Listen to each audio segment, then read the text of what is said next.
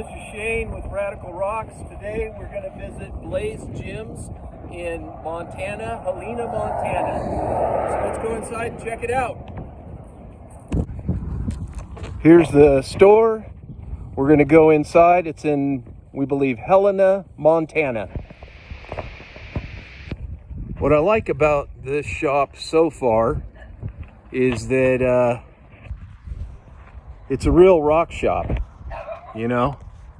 It looks like a real rock hound, like my backyard, actually. You got buckets of rocks out here. They say there's some Montana agate in here. Got some carnelias.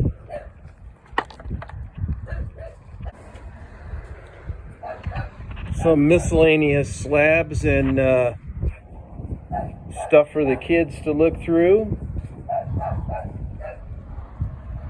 Rocks on every post, pretty much. Pretty cool. A few more agates here. Says they've got some brachiated jasper in here.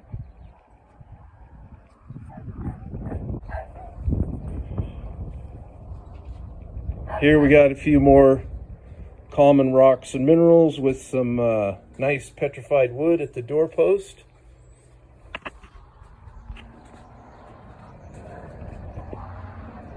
Let's go on inside.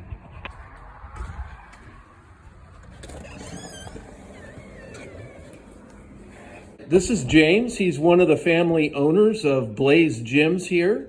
And tell us a little bit about when you started the rock shop here, how that came about. Yeah, so we started the rock shop 8 years ago, but that was kind of well into our rock journey. My dad bought our sapphire mine 25 years ago now, and for a long time, you know, it was just kind of a hobby thing. He would come up and hand dig and, you know, do it the old school way. After he did that for a while, he built a website, very rudimentary, old school style. Did that for a little bit. Eventually, he started making enough money that he was able to retire from roofing. Nice. And start doing this full That's time. hard work. Yeah, I've done it. It's back-breaking work. Yeah, it's not the best, and it was beating him up pretty bad. So he kind of got that going and started doing that for a while. And then my brother was working with him at the mine, pulling out stones. And tragically, my brother got in a car wreck on his way up to the mine and died. Oh, man. And when that happened, you know, I was living in Utah, and it was kind of like, okay, Dad can't do it alone. I need to go up there and help out with that. Right. So I helped out at the mine for a little while, and then during that time, Dad was building the stores. Me and him stained the floor and everything, got that all set up.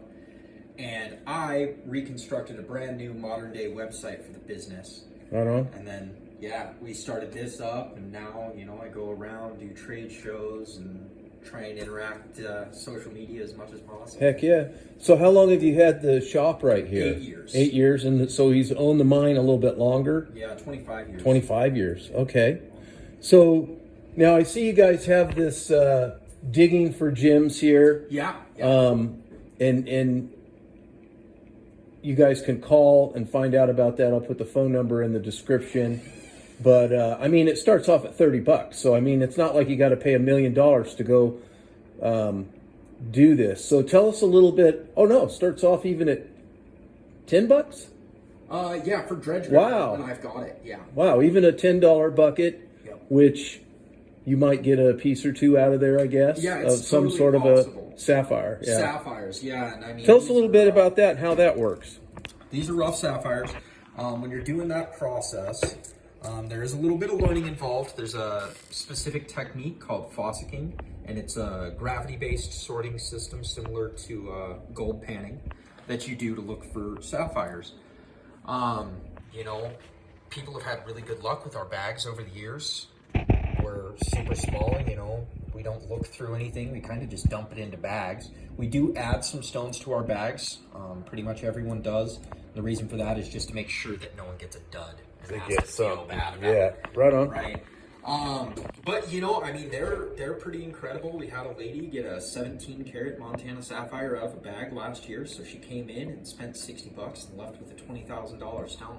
Yeah, it could happen. It can happen. Probably better chance than the lotto. I would imagine so. I've seen it happen a few times. I still haven't won a lotto. Yeah, but at least you're going to end up with something, you know, a gemstone for your collection. Right on. Yeah. Nice.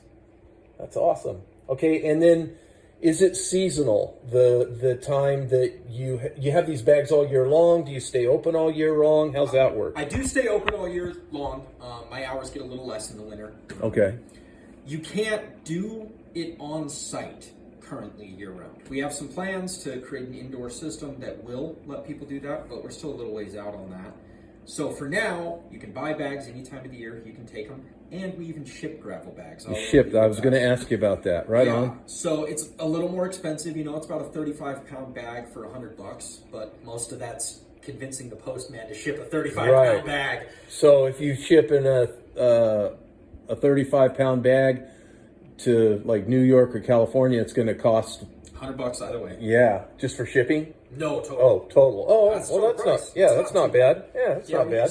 If you can't get out here, you know, and you want to try it. Yep. So, and I've done that before. I've gone to dig sites, and you know, I've never been disappointed. It's always been pretty good. Yeah, so. It's fun. You know, it's a real good time, and sometimes you get lucky and get the treasures. Yeah. Was there anything else that you might want to tell us about the shop or about anything in particular? Yeah, I mean, that kind of sums it up in a real quick, concise way. Okay. You know, if anyone has any questions or anything like that, they can email, call us, whatever. And there's a huge variety here of things that are ready to go right now or rough, which I like because this is a real rock shop. You don't find this very often anymore, where a rock hounder can come here and find some rocks that maybe we don't find in our own backyard. Yeah. And you have them in the rough. Yeah. So that's a beautiful thing. So I'm just going to go through your shop and do a little snapshots of what you have, so people kind of know what might be here when they get here, or it could be gone. So you better get down and get it. There's a beautiful rhodochrosite, stalactite or stalagmite. That is a beauty right there. So yeah, he's definitely got some nice mineral specimens here,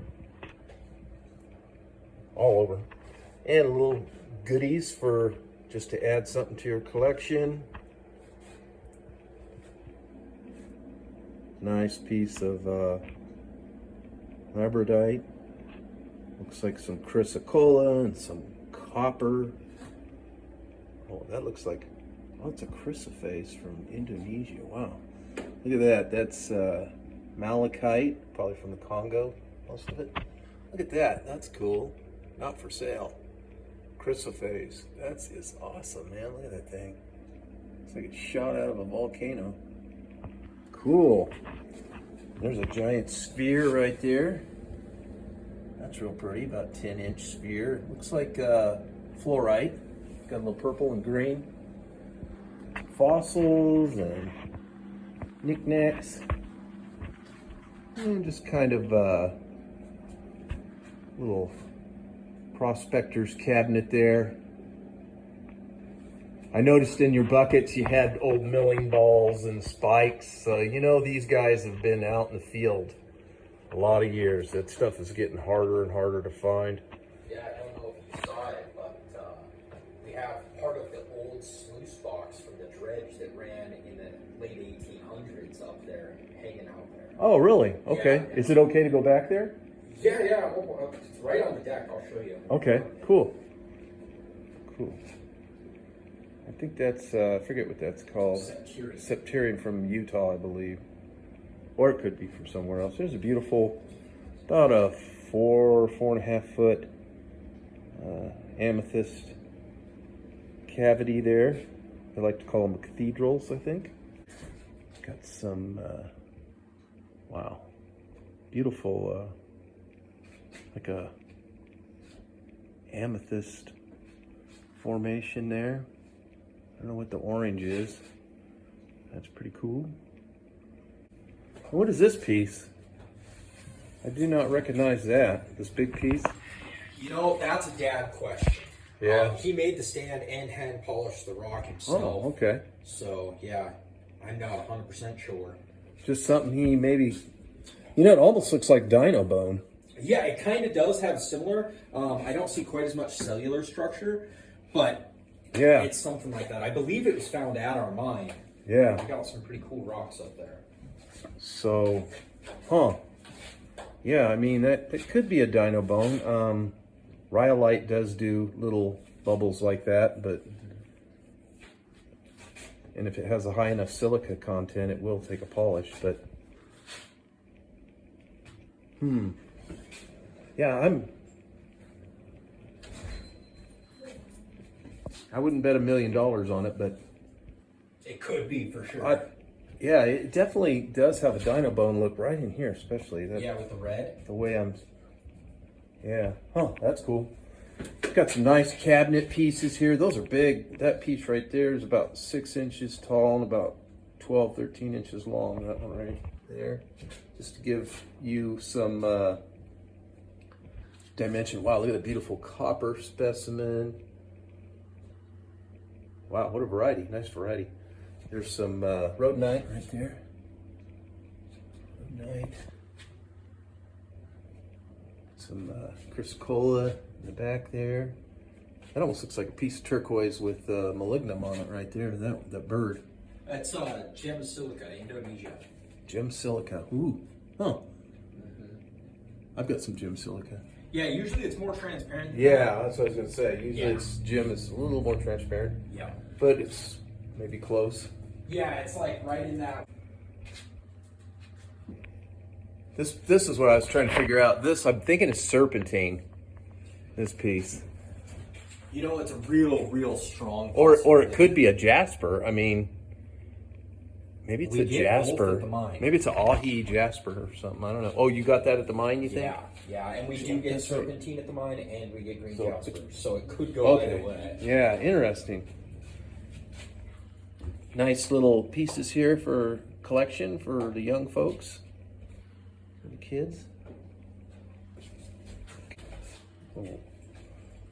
Just a fun area here for the kids, I think, to play around. Rough. Bottles probably picked out on the desert and the trail. All kinds of nice little mineral samples in here and specimens. Here's some beautiful sapphires, Montana sapphires, all faceted up and ready to go. If you don't want the rough, going to cost a little more because of all the work that goes into it. Got some finished rings, got some nice cabochons here. Wow, look at that opal right there. That's a beauty. See that one? That is a beauty right there. Look at that. Wow, it's a pretty one. Those are special. Those are nice. Yep.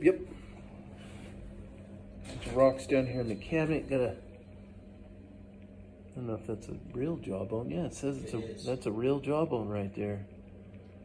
Wow, that's cool. Those are hard to come by. Eldorado Sapphire Mine meteorite impact crystal formations. Huh. That's cool. What's that? Oh, that's that grape agate up there. And he's got some finished jewelry, which is wonderful. There's some more of the sapphires. Big draw. A lot of folks come out here to check those out for sure. And then the front cabinet here, got all kinds of wonderful samples again. Wow, that's a huge piece right there. There's my hand right there, just for, like,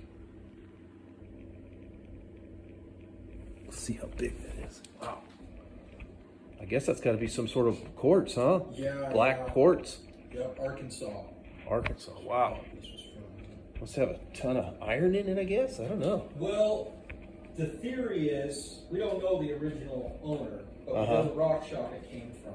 And if you irradiate smoky quartz, it'll go black. Oh, like okay. that. So I'm thinking that's what happened with it. Right. Nice. Some teeth from a mastodon back there, it looks like.